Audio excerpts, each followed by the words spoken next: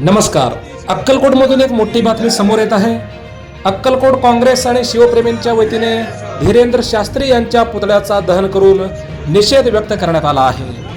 अक्कलकोटमधून आताची मोठी बातमी समोर येत आहे. अक्कलकोटमध्ये काँग्रेस पक्ष आणि शिवप्रेमींच्या वतीने धीरेंद्र शास्त्री यांच्या पुतळ्याचा दहन करून निषेध व्यक्त करण्यात येत आहे. छत्रपती शिवाजी महाराज यांच्याबद्दल आक्षेपार्ह वक्तव्य करून त्यांचा अपमान केल्यासंदर्भात धीरेंद्र शास्त्री यांच्या पुतळ्याचं दहन करण्यात येत असल्याचं या प्रसंगी सांगण्यात आलं. अक्कलकोट कारंजा चौकमध्ये धीरेंद्र शास्त्री यांच्या पुतळ्याचं दहन करण्यात आलं. या प्रसंगी नगरसेवक मुस्तफा अशफाक बळोरगी यांच्या नेतृत्वाखाली धीरेंद्र शास्त्री यांच्या पुतळ्याचे दहन करण्यात आले आणि या प्रसंगी तीव्र निदर्शने करत निषेध व्यक्त करण्यात आले.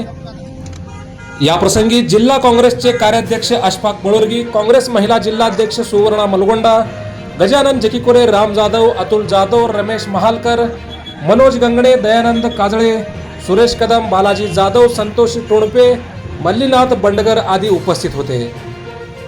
हा अपडेट घेतला आहे अक्कलकोट शहरातील सामाजिक कार्यकर्ते सोहेल फरास यांनी.